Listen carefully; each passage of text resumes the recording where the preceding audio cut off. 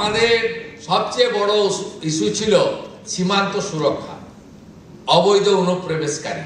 এখানে এদেরকে জামাই আদর করে জেলে পাঠানো হতো।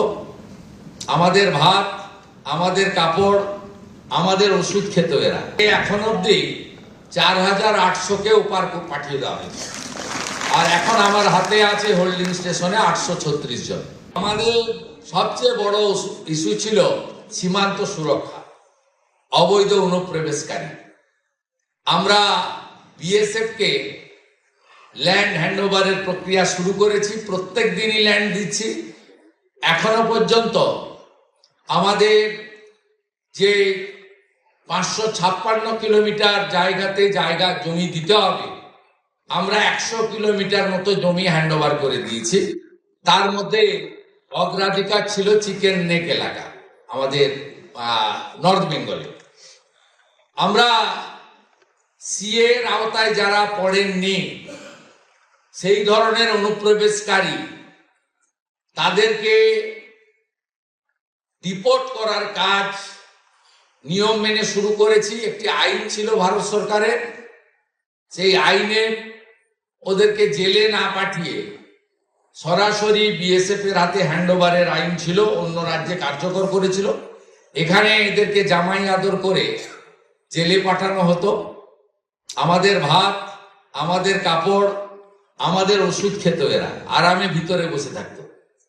এবারে একবারে সরাসরি হোল্ডিং স্টেশন বানানো হয়েছে বর্ডারের জেলাগুলিতে।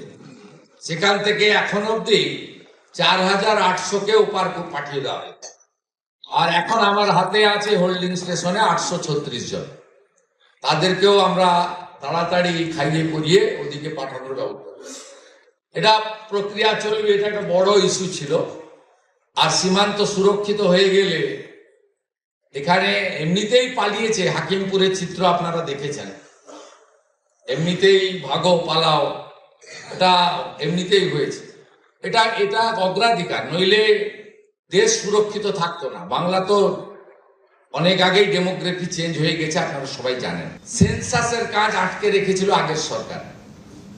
আমরা সেন্সাসের কাজ শুরু করেছি, জনগণনা।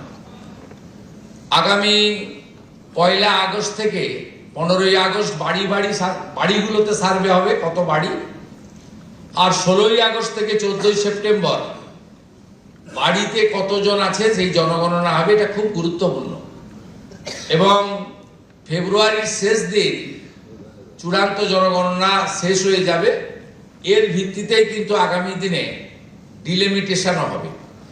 এবারের জনগণনাতে উল্লেখযোগ্য দিক হচ্ছে সেলফ ফর্ম ফিল আপ করতে পারবেন এবং ডিজিটালি করা হবে। এটা নরেন্দ্র মোদীজির উদ্যোগে ভারত সরকার করেছেন। এবং জাতি জনগণনাও এবারে আছে, যেটা বিগত দিনে ছিল না। এটা ভারত সরকারের একটি বড় উদ্যোগ। এতদিন পশ্চিমবঙ্গে সিআরপিসি আইপিসি চলতো, এটা অবৈধ। আমরা ভারতীয় ন্যায় সংহিতাতে যুক্ত হয়েছি। আমরা সামাজিক স্কিম বা প্রকল্পে অন্নপূর্ণা যোজনা গতকাল পর্যন্ত 50 লক্ষ মা বোন দিদিকে 3000 টাকা করে ট্রান্সফার করে দিয়েছি। প্রথম দিনই আমরা 28,25,769 জনকে দিয়েছি। এটা আমাদের সবচেয়ে বড় অ্যাচিভমেন্ট।